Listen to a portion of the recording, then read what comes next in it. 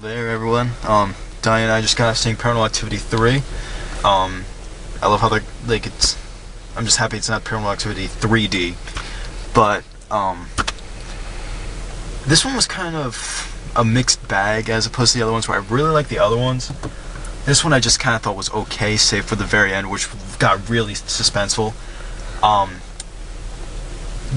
The first one definitely, since it was such a lower budget movie, it had to focus more on the build up to like a certain scare.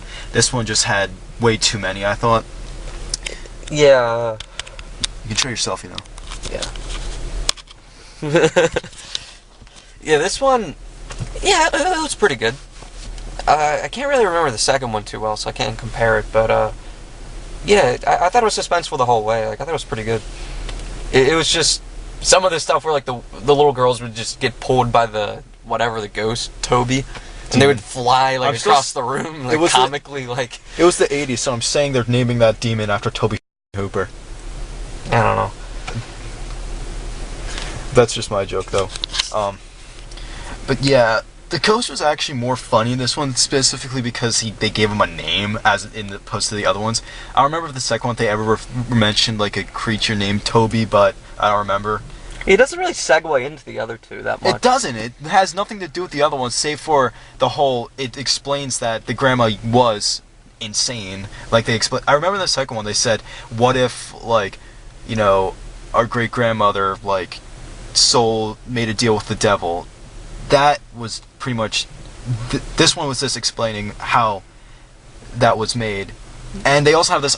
like, if you saw the second one, they have this really, like, subtle moment where it's just like, you know, you always want to have a son, and I was just like, obviously I know what she's talking about there. Like, if you saw the second one, it's just like, there's a lot of, like, has a lot of those moments where it's just like, it kind of makes, like, unsubtle moments to the other two, but at the same time, it's just kind of weird. Like, this could have been in its own movie entirely. It didn't have to be called Paranormal Activity 3. The reason why it was called that was just specifically to make more money. Well, yeah, it is kind of the same movie. It's the same thing, really. It's the same, like, premise. Yeah, it could have been titled Paranormal Entity 2. No. The other thing, two things bother me with the ending. One, why do they have the footage later? Like, why would they keep that? I don't know. How did Eddie... Who edited this footage? Like, it just seems so perfectly spliced together for all the situations. And you can see at the beginning with the box, they have multiple VHSs about it. So, if in total, depending on 6 hours worth of footage each, and he never shows them, like, editing this footage, save for, like, some wedding footage here and there. That's like about a week's worth of footage there. Like, literally hours worth of, like... Yeah, it's a lot. That's a lot of footage. Well, the thing that, like... But then again, one of my problems with it is it ended abruptly. Yeah. Like that was the second problem. It ended abruptly, and it doesn't really have much to do with the beginning. Yeah. Like, in the other one, they kind of had, like, the two stories with... Yeah, they had the two stories interconnecting, and they try to do it with this one at the very beginning, sort of like have them watching... Yeah, right, but was that the same... That's not the same people from any of the other Paranormal Activity movies, right? No, the people in the intro were... The girl with the big stump, the pregnant one in the beginning, was the sister in the second one, and they didn't really show her really well. Is that the same people? I'm pretty sure the two that they show are the same people. Alright, so, yeah, okay, that makes sense, but they never really come back to it. The other one, like, they kind of come back to where they started at. Yeah. And the second one, like, it kind of, the ending went on. Where this one, it just sort of ends. It's just like... Yeah. But this, like... But, yeah, is this going to become, like a series that just, like, instead of, like, ever, you know, going forward, instead of, like, having a sequel that explains what's going to happen afterwards, just going to keep going backwards just to give more unnecessary explanation? Nah. I do like these movies. Like... They're fun. They're fun, but, like, it could have ended with the first one. We didn't need explanation. I'm not gonna lie and say we needed, like, in-depth detail as to why she's I do like having a lot of these movies. They are fun. I guess I just needed to have a little bit more time for this one to kind of... Because you just sort of randomly called me to come watch it. Yeah, well, we knew this was coming out. Like, there were trailers for it everywhere. I mean, I would have rather have seen Drive, but that's not in theaters anymore. Speaking of Drive, that was in. They had like a lot of previews for that, but like that wasn't in theaters around here. Like it wasn't. Like it sporadically came out here in theaters, and then like it just wasn't here. It was in Regal. Regal, yes. And then like it just wasn't here anymore. But anyways, that's not what I'm talking about. What's up there? Didn't you used to live there? Yeah, this is my old. There's a little apartment I used to live in.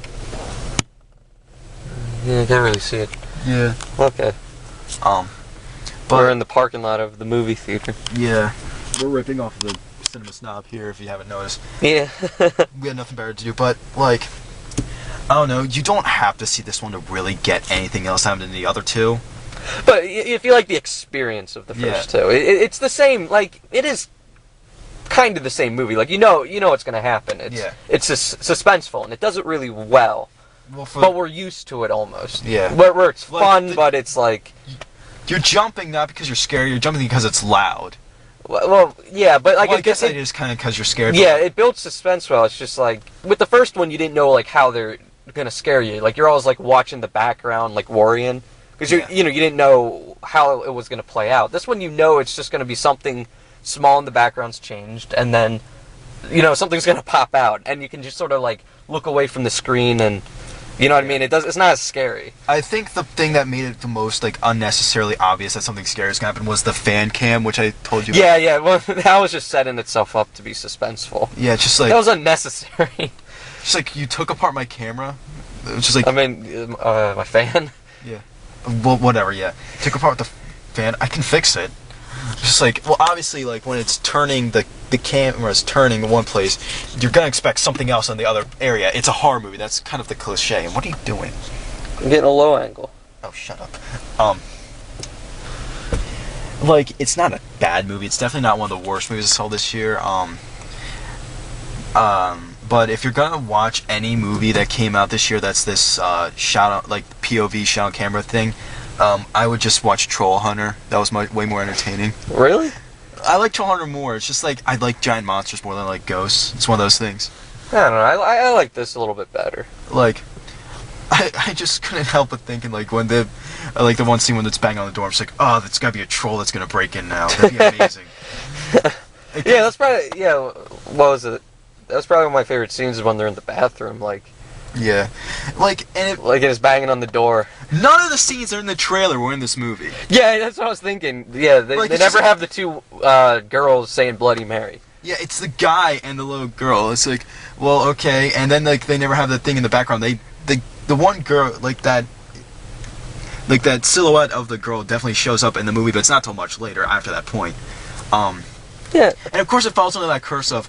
Someone's trying to say, this is happening, and then the other person is just like, oh, that's not true.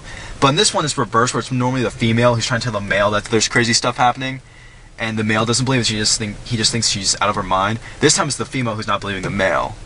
Well, yeah, but it feels a lot like the other two. It is kind of the same movie, but it's done differently enough, and... Yeah.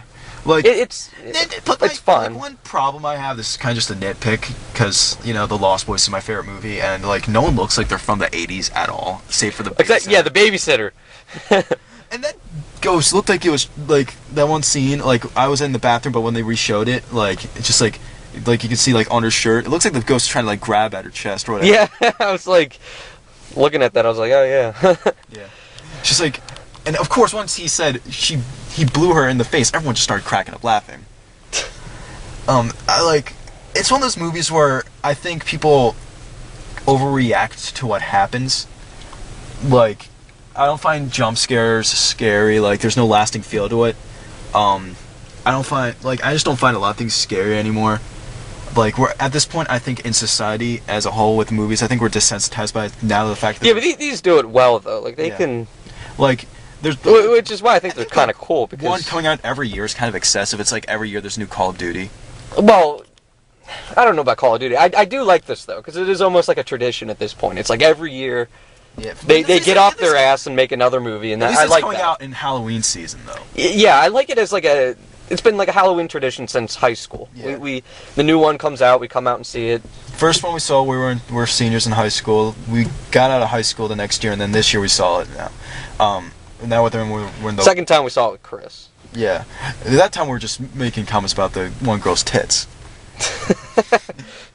But she did have rockin' tits, not gonna lie. And in this one, the babysitter has rockin' tits, even though they don't really show them that often, which disappointed me. And I don't know why, but I expected her to like pour out a power morpher and turn into the Pink Ranger. I don't know why, but I was just expecting that the whole time with that girl, with the babysitter in this one. She looks like the Pink Ranger? I don't know why, just like the pink on her. So I was like expecting her to turn to the Pink Power Ranger. It's because you're retarded. Yeah, that could be it too. Hey, I'm not the one who made a movie about invisible aliens, okay?